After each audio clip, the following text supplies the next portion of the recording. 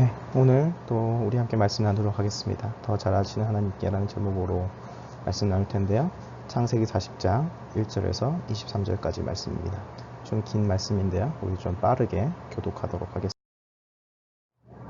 그 후에 애굽 왕의 술 맡은 자와 떡 굽는 자가 그들의 주인 애굽 왕에게 범죄한지라.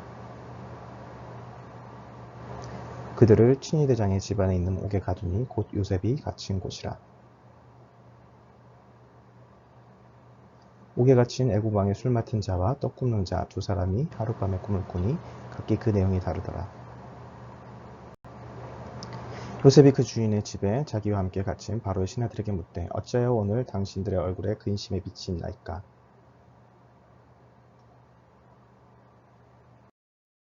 술 맡은 관원장이 그의 꿈을 요셉에게 말하여 이르되 네가 꿈에 보니 내 앞에 포도나무가 있는데 내 손에 바로의 잔이 있기로 내가 포도를 따서 그 즙을 바로의 잔에 짜서 그 잔을 바로의 손에 들였노라. 지금부터 사흘 안에 바로가 당신의 머리를 들고 당신의 전직을 회복시키리니 당신이 그 전에 술 맡은 자가 되었을 때 하던 것 같이 바로의 잔을 그의 손에 드리게 되리이다. 나는 히브리 땅에서 끌려온 자여 여기서도 옥에 갇힐 일은 행하지 아니하였나이다. 매닉 광주리에 바로를 위하여 만든 각종 구운 음식이 있는데 새들이 내 머리에 광주리에서 그것을 먹더라. 지금부터 사흘 안에 바로가 당신의 머리를 들고 당신을 나무에 달리니 새들이 당신의 고기를 뜯어먹으리이다 하더니 바로의 술 맡은 관원장은 정직을 회복하며 그가 잔을 바로의 손에 받들어 드렸고 함께 있습니다. 술 맡은 관원장이 요셉을 기억하지 못하고 그를 잊었더라. 아멘. 요셉은 지금 차가운 지하 감옥에 있습니다. 비록 그곳에서 간수장의 신임을 받아서 좀 더 나은 삶을 살고 있지만 사실은 그가 원래 살고 있었던 삶에 비하면 굉장히 어렵고 힘든 상황에 있는 것을 부인할 수 없을 것입니다. 요셉은 12명의 아들 중에서 아버지 야곱이 제일 좋아하는 옷을 입히던 총애받는 아들이었죠. 형들 앞에서 자기가 형들보다 높아지는 꿈을 꿨다고 자랑하던 자기가 넘치던 아이이기도 했습니다. 그런 그 아이가 고난이 시작됐었던 것이죠. 형들에 의해서 그 아버지의 자랑스러운 옷이 벗겨지고 구덩이에 버려졌어요. 그리고 애굽의 노예로 팔려가게 되었습니다. 시위대장 보디발의 집에 가서 노예 생활을 시작하게 됐죠. 그래도 하나님께서 함께 하셨다고 하여서 인정받는 집사 노예가 되긴 하였습니다. 그렇지만 그에게는 결코 쉬운 삶은 아니었을 것이 충분히 예상되어집니다. 그러나 또 시위대장 보디발의 집에서 생활이 좀 괜찮아지나 싶었더니 여주인이 요셉을 유혹하는 사건이 일어났죠. 요셉은 감히 그 유혹을 거절하게 됩니다. 그리고 그것으로 인해서 미움을 받게 돼서 오히려 성폭력 가해자로 모함을 받게 되죠. 그래서 감옥에 갇히게 된 것이. 그리고 감옥에서 간수에게 인정받아서 관리자가 된 것이죠. 이런 상황 가운데서 오늘 왕의 신하들을 만나게 되는 요셉의 이야기들을 우리는 듣게 됩니다. 39장에서 요셉은 형통한 자가 되었다라고 이야기를 하고 있어요. 앞에서 얘기했었던 감옥까지 오기에 있었던 그 모든 여정 가운데 요셉이 형통한 자가 되었다라고 얘기하는 것이죠. 자, 그런데 우리의 생각과 좀 다르지 않나요? 인정받는 노예, 신뢰받는 죄수이가 되는 것이 과연 형통하다라고 부를 수 있을 것일까요? 요셉의 형통이라고 하는 것은 사실은 어떻게 보면 우리가 생각했던 것과는 굉장히 다른 것이죠. 우리가 생각하는 보통의 형통은 뭐예요? 어려움을 겪지 않고 승승장구하는 삶을 사는 것이죠. 하지만 요셉은 오히려 맨 처음이 가장 좋은 모습이었고 점점 더 힘들어져 가는 과정을 겪고 있습니다. 요셉에게 있어서 형통이라고 하는 것은 고난이 하나도 없는 삶이 아니라 고난을 잘 겪는 삶이라고 하는 것이죠. 우리가 생각하는 형통하는 삶, 이것을 현대적인 언어로 제일 해석하면 무엇에 가까울까요? 아무도 건물주에 가까울 것 같아요. 건물주가 되는 것, 그것이 정말 형통일까요? 오늘 본문은 그렇지 않다라고 이야기하고 있는 것이죠. 고난을 안 겪는 것이 아니라 고난을 잘 겪는 삶에 대해서 사실은 요셉의 말씀은, 요셉의 이야기에 말씀은 초점이 맞춰져 있는 것입니다. 그렇다면 이것을 통해서 우리 가운데 이루어져야 되는 일은 무엇일까요? 우리 오늘 본문들 또 떠올리면서 더욱더 깊이 생각해 보면 요셉은 감옥에 들어가게 됐어요. 감옥에서 맞이하는 기회가 생기게 되는 것이죠.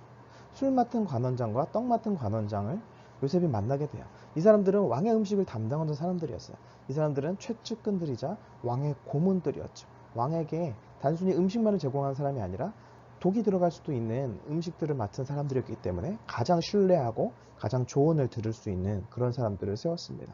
성경에서는 느헤미야가 바벨론의 왕의 술관원을 맡기도 했었죠. 그런데 이들이 왕의 어떤 노여움을 사서 이곳에 오게 된 것이에요. 그리고 이들이 꿈을 꾸게 된 것이죠. 이들은 굉장히 마음이 답답했어요. 왜냐하면 이집트에는 꿈 해몽 훈련원이 따로 있었어요. 전문 해몽가가 있었던 것이죠. 그래서 해몽을 받고 싶은데 받을 수가 없었던 거예요. 그런데 마침 거기에 누가 있습니까? 요셉이 있는 것이죠. 그 요셉은 누구예요? 앞에서 봤듯이 하나님께서 주신 꿈을 꿨었던 바로 그런 사람이었던 것이죠. 참으로 하나님의 절묘한 인도하심이죠. 생각지 않은 장소에서 하나님의 방법으로 인도하시는 그런 하나님을 느낄 수 있어요. 요셉이 이것을 예상할 수 있었을까요? 혹은 요셉이 이것을 바라면서 순종했을까요? 내가 하나님 말씀을 잘 듣고 있으면 하나님께서 정말 좋은 사람들 보내주셔서 날 구해주실 거야. 요셉이 그렇게 생각했을까요? 아마도 그렇지 않았을 거예요. 그랬을 것이 예상되어지지 않아요. 아마도 요셉에게 있어서 신앙을 붙든다는 것은 저 머나먼 아버지의 집을 떠나와서 너무나 사랑받던 아들이었던 그 시절을 떠나와서 이곳에서 유일하게 붙들 수 있는 저 아버지 집에서 거하면서 할아버지 이삭으로부터 들었었던 아브라함 할아버지의 이야기들을 쭉 들어왔던 그 사람이 요셉이 붙들 수밖에 없었던 그런 내용들이었을 것이라고 예상이 되어집니다. 그런 요셉이 너무나도 이 차가운 감옥 속에서 자신을 구해줄 기회를 만나게 되는 거예요. 굉장히 마음이 다급해지는 것이죠. 술관원장에게 자신을 소명해 줄 것을 부탁해요. 저는 그런 데 있을 사람이 아니에요. 저는 감옥에 올 사람이 아니에요. 억울하게 있는 사람이에요. 그런 얘기를 하는 것입니다. 그리고 술관원장에게 당신은 풀려날 거예요. 라고 꿈 해몽을 하게 해주는 것이죠. 관원장은 얘기합니다. 정말로 자신이 풀려나기만 하면 그렇게 소명해 주겠다. 그렇지만 요셉은 결국에는 구해지지 못해요. 2년을 더 거하게 되죠. 오늘 마지막 구절에서 나오듯이 2년을 더 감옥 안에서 맞이하게 됩니다. 무엇 때문일까요?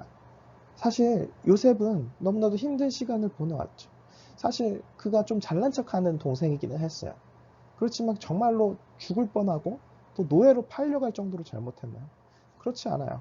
요셉에 있어서의 고난은 너무나도 큰, 자신이 잘못이 없지는 않지만 그것에 비해서는 너무나도 가혹하고 큰 고통을 그는 당하고 있는 것이죠.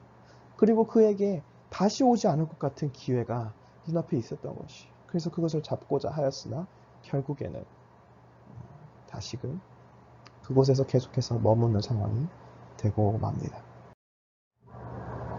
자, 2년을 더 기다리게 된 요셉. 왜 이렇게 2년이 더 필요했을까요? 하나님을 온전히 신뢰하지 못해서였을까요?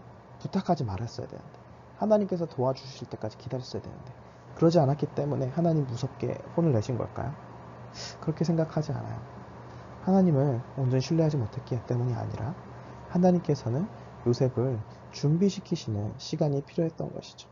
속이 만들어지는 시간이라고 저는 표현해봤어요. 내면의 인격이 만들어지는 시간이 필요했던 것이죠. 하나님의 능력을 나타내기 위해서 그는 정말 2년의 시간들을 필요한 시간으로서 보내야 했던 것입니다.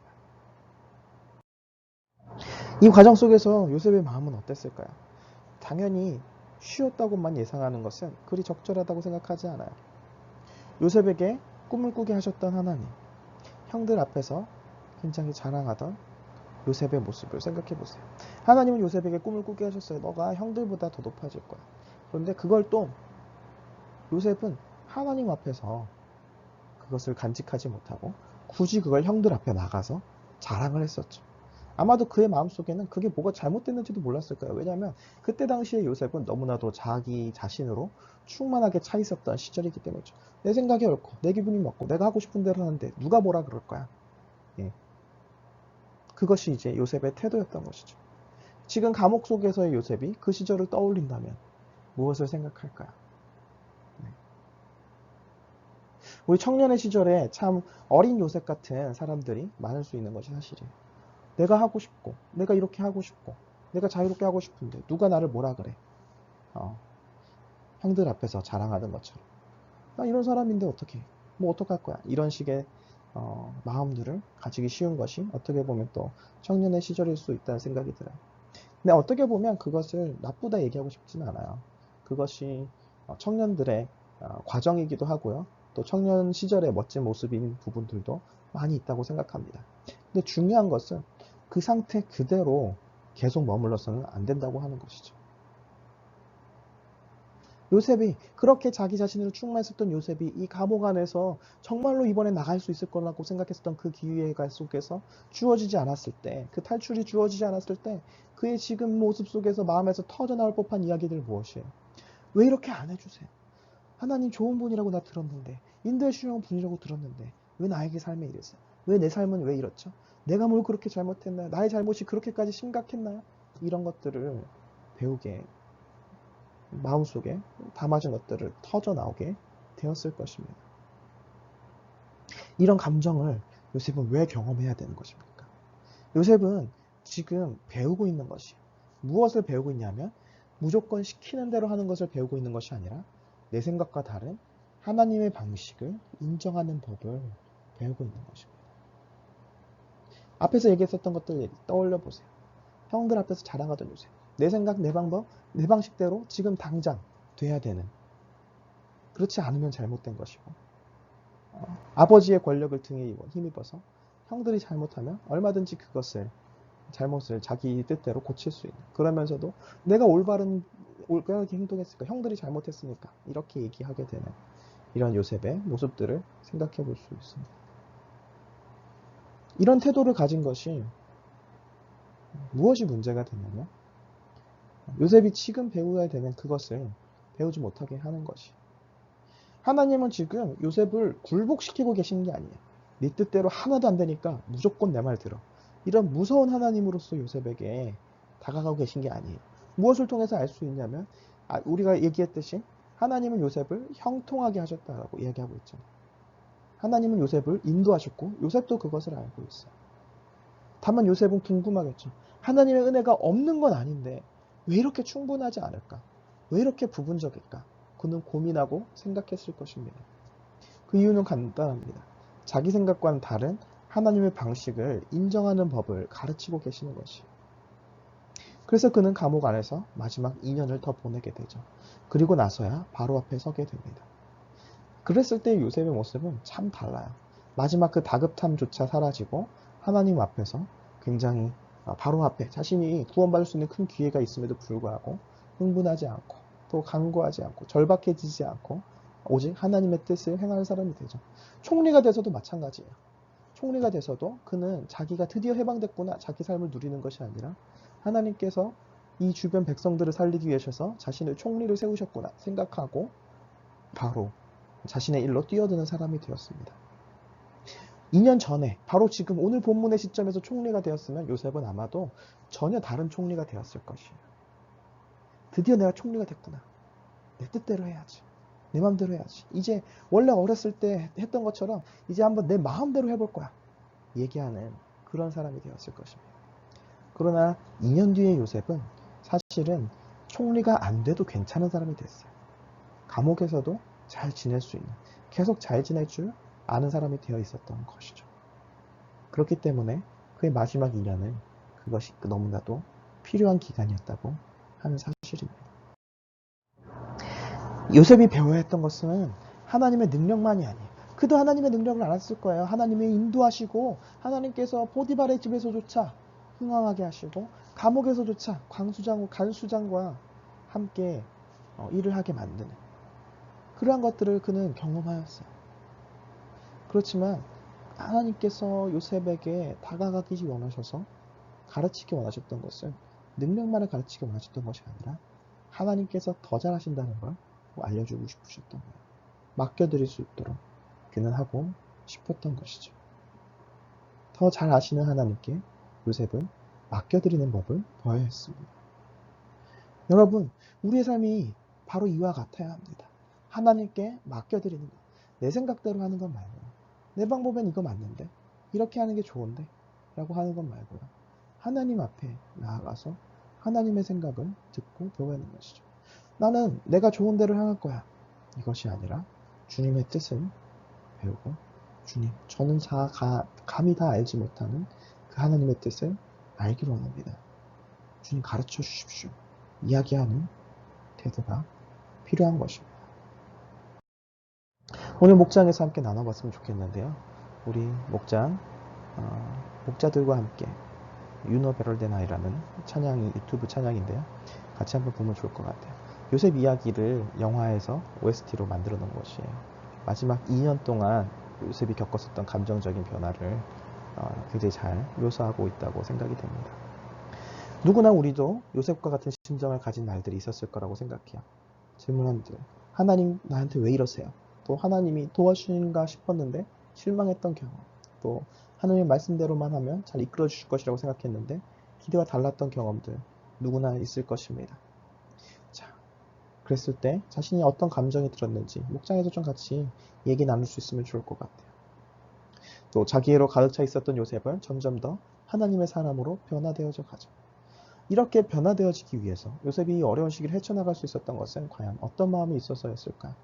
그리고 우리 역시도 요셉과 같이 어려움을 헤쳐나가기 위해서는 어떤 마음이 필요한지도 같이 이야기 나눠보면 좋겠습니다. 또 하나님의 때에 하나님의 방법으로 역사하시는 하나님 신뢰할 수 있도록 우리 기도하면 좋겠습니다. 목장에서 같이 나눠보시고요. 제가 기도하고 마치도록 하겠습니다. 상임하신 하나님 아버지, 우리 지체들에게 함께하여 주셔서 주님의 길로 인도하여 주시옵소서. 하나님의 은혜 가운데 거하게 하여 주시며 그 은혜가 주님, 모든 것이 우리 뜻대로 이루어지는 은혜가 아니요 하나님 앞에 우리의 삶을 맡겨드리고 우리의 예상과 다르게 역사하시며 우리의 생각보다 높게 하시며 그 하나님의 손길을 우리가 믿으며 따라가는 삶을 배우는 자들 될 수 있도록 주님 우리를 인도하여 주옵시고 함께하여 주시옵소서. 목장으로 함께 모이는 가운데서도 주님 깊이 나눔을 할 수 있도록 도와주옵시고 주님의 뜻 가운데 나아갈 수 있도록 주님 허락하여 주시옵소서. 상임하신 예수님의 이름으로 기도드렸나이다. 아멘.